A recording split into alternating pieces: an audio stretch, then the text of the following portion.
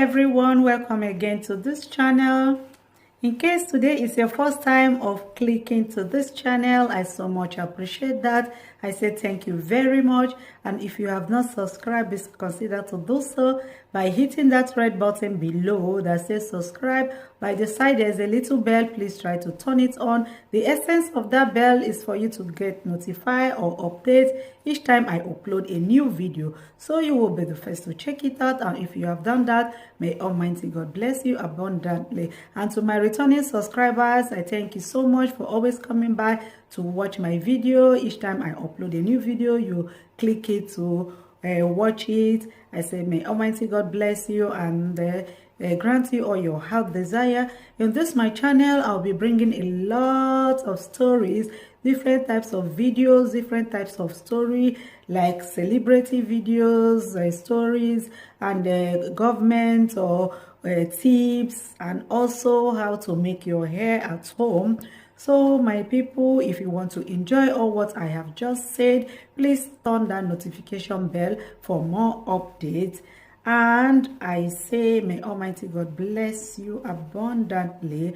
I'll be giving you current news, different types of videos, and today I brought to you a video. Please stay tuned as we watch the video together, and please don't forget after watching the video to share the video and drop your comment so I will know what you think about this video.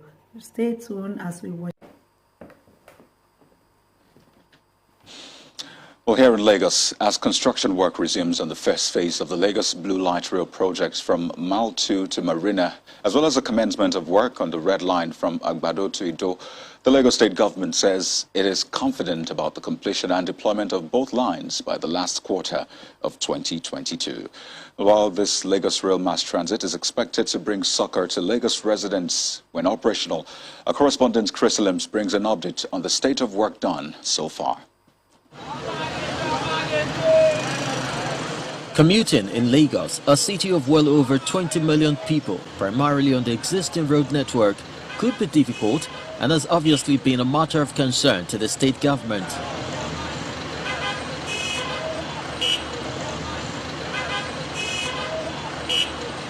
In order to tackle the associated challenges headlong, the Lagos Rail Mass Transit, to be managed by Lamata, was conceived. The essence is to keep fewer vehicles on the road, with Lagosians encouraged to use the rail services.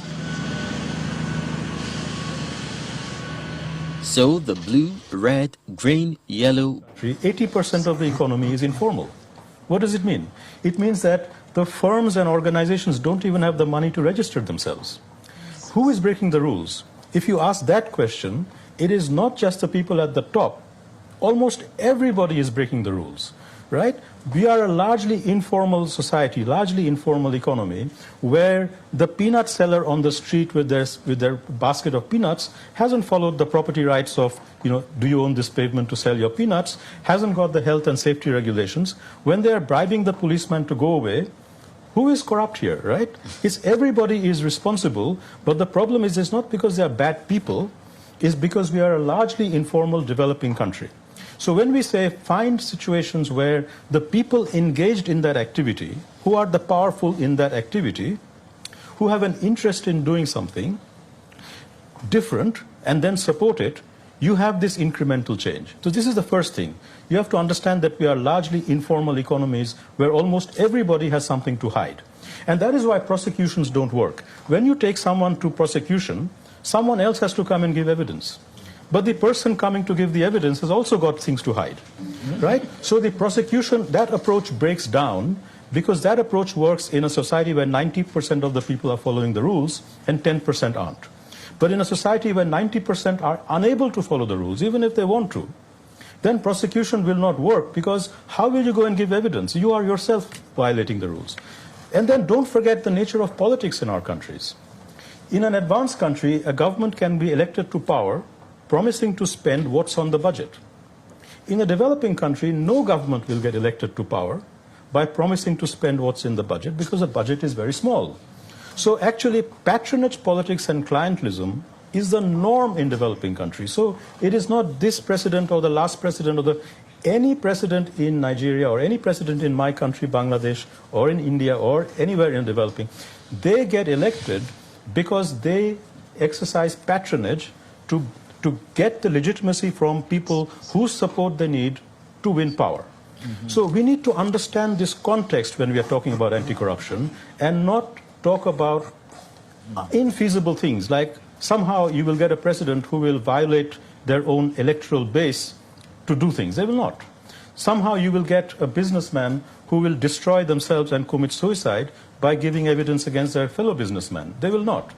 So when we say look for opportunities where the people in that activity will, in their own self-interest, try to make a small change which is developmental and more rule-following, that is actually how change happens. If you look at how South Korea or Japan or the United States became less corrupt, it was from this bottom-up pragmatic rules, amendments, and changes which made their societies more and more and more rule-following. It wasn't one president with the goodwill who came and said, now we'll enforce all the rules. Actually, if you enforced all the rules in a developing country, most people would die because the rules are actually not aligned with the capacities of most people and what they're actually doing in practice. So we need to begin by understanding the informality of the economy, how people actually make their living, and how they're doing things and work our way around to make that more feasible.